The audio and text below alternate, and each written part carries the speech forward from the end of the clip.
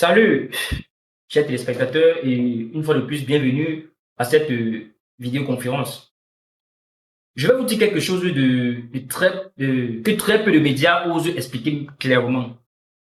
Vous voyez, une guerre est en train de coûter des milliards par jour. Elle risque de provoquer une crise économique mondiale et pourtant, les citoyens ne connaissent ni les vraies raisons, ni le vrai plan. Et c'est ce que je vais montrer aujourd'hui. Risque vraiment vous mettre en colère. Ouais, ça va vous mettre en colère, mais il le faut. Vous êtes censé connaître la vérité, même si ça fait mal. Mais avant de continuer, comme d'habitude, si vous aimez les analyses honnêtes, sans filtre, abonnez-vous maintenant à la chaîne. On déconseille les décisions politiques qui peuvent changer le monde. Ici, c'est le but. Et parfois, elles sont bien plus incohérentes qu'on imagine. Là, maintenant, nous entrons dans le début du problème. Aujourd'hui, je vais vous parler d'un sujet extrêmement sensible. La guerre contre l'Iran. Bref, une guerre qui, selon certains responsables politiques, est illégale, mal préparée et basée sur des justifications qui changent constamment. Et il y a un événement précis qui a choqué énormément de monde. Le bombardement d'une école primaire de filles. Oui, une école. Des enfants, je vous dis. Vraiment, ça a coupé le souffle. Maintenant, soyons honnêtes.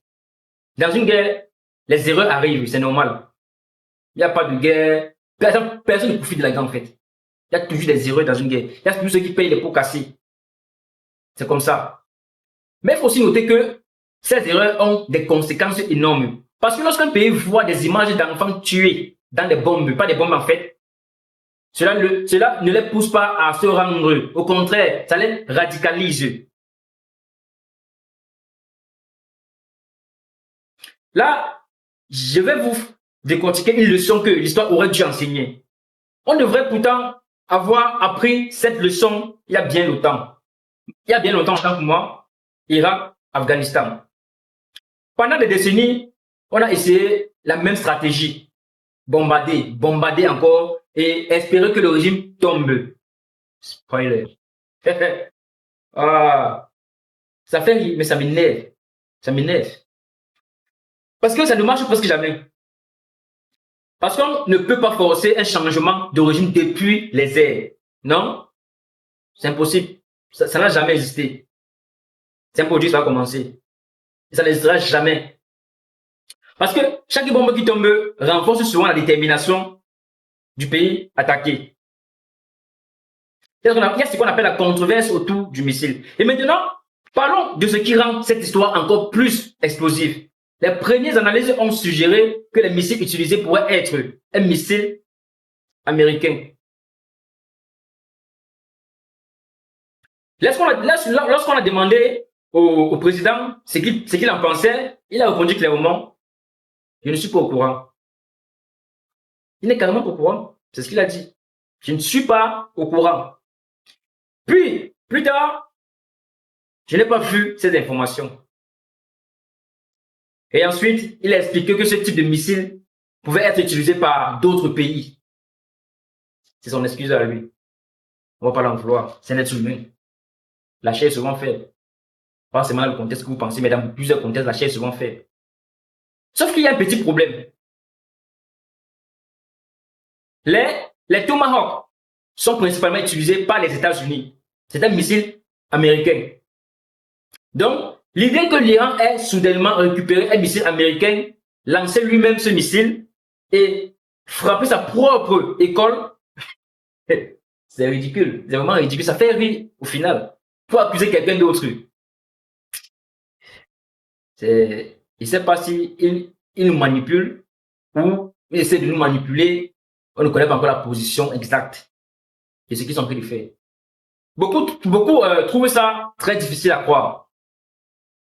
Les objectifs de la guerre qui changent. Mais le vrai problème ne s'arrête pas là. Parce que les objectifs de cette guerre semblent changer constamment. Un jour, on nous dit il faut empêcher l'Iran d'obtenir l'arme nucléaire. Le lendemain, il faut forcer une capitulation totale. Où va le monde? Qu'est-ce qu'on veut nous faire croire? Ou qu'est-ce qu'on veut nous faire entendre? Puis encore, il faut changer le régime. Hein? 3 objectifs très différents et surtout extrêmement difficiles à atteindre. Déjà, nous allons passer dans une rubrique de ce que disent les réunions privées. Et là, quelque chose d'intéressant s'est produit. Lors de réunions à huis clos, certains responsables ont appris autant pour moi que détruire le programme nucléaire iranien n'était pas réellement un objectif du plan militaire. Ils nous prennent pour des fous. Déjà, nous sommes des chiens devant la télé. On regarde les images, on n'entend pas. Ce qui est logique d'ailleurs. Parce que les installations nucléaires sont profondément enterrées et surtout, on ne peut pas détruire le savoir scientifique avec des missiles. Jamais. Et à côté de ça, il y a le danger économique mondial. Maintenant, parlons d'un autre problème. Un problème dont on parle beaucoup moins, mais qui pourrait toucher toute la planète. Le détroit d'Ormuz. Depuis le début des vidéos dans cette chaîne, je ne cesse de parler de ce détroit. C'est l'une des routes maritimes les plus importantes pour le pétrole mondial. Et aujourd'hui, ce passage est menacé. Si ce détroit reste bloqué, les prix d'énergie peuvent exploser. Et là, on ne parle plus seulement d'une guerre régionale. On parle d'un choc économique mondial. Bien sûr, la guerre a un coût. Et là, maintenant, nous parlons du coût de la guerre. Chiffre important. Cette guerre coûtera environ 2 milliards de dollars par jour. 2 milliards de dollars par jour. Imaginez un peu la suite. 2 milliards de dollars par jour. Imaginez, on se met à combien de semaines de cette guerre. Calculez vous-même. Prenez les calculatrices, calculez. Combien de jours? Et ce moment, 15 jours. 2 semaines, oui. Calculez 2 milliards par 15 jours, ça fait combien? Imaginez ce que cet argent pourrait financer ailleurs. Et pendant ce temps, les alliés dans les régions subissent des attaques de missiles. Les systèmes d'interception commencent à manquer. On est où là? Et certains analystes craignent que si la situation continue, le nombre de victimes augmente. Tout cela, alors que les objectifs militaires restent toujours fous. Là, c'est un moment émotionnel. Et c'est peut-être ça le point le plus inquiétant. Je dis bien plus inquiétant. Pas seulement pour la guerre, mais le fait que beaucoup de décisions semblent être prises sans plan clair, sans stratégie à long terme, et parfois sans dire toute la vérité au public. Alors la vraie question est simple. Quand un pays s'engage dans une guerre, les citoyens ne devraient-ils pas connaître les objectifs, le plan et les conséquences possibles? Dites-moi, si les citoyens n'ont pas le droit de connaître tout ça. Parce que quand un pays est en guerre, c'est pas beau à voir. Si déjà, les citoyens ne connaissent pas de quoi est faite la guerre, on ne connaît pas le suite de la guerre, on ne connaît pas le plan d'attaque, les gars ne connaissent pas les conséquences possibles à s'attendre. Parce que l'histoire nous l'a montré plusieurs fois. Les gars mal préparés peuvent manquer des générations entières. Si vous voulez d'autres analyses comme celle-ci, vous savez quoi faire. Abonnez-vous maintenant. Maintenant. Parce qu'on va continuer à décortiquer les décisions politiques économiquement et géopolitiques qui façonnent le monde dans lequel on vit. Et parfois, les comprendre peut vraiment changer notre façon de voir l'actualité. Merci d'avoir regardé. Et je souhaite vraiment qu'à la prochaine vidéoconférence, que nous soyons le triple, le quadruple du nombre que nous sommes maintenant. D'autres personnes voient les vidéos, ne s'abonnent pas. Tous vos interactions sur nos vidéos sont nos sources, c'est un peu comme notre nourriture. Ça nous encourage à se lever chaque matin et dire oui, j'ai un public à convaincre, j'ai un public à éclaircir, j'ai un public à informer, j'ai une information à faire circuler.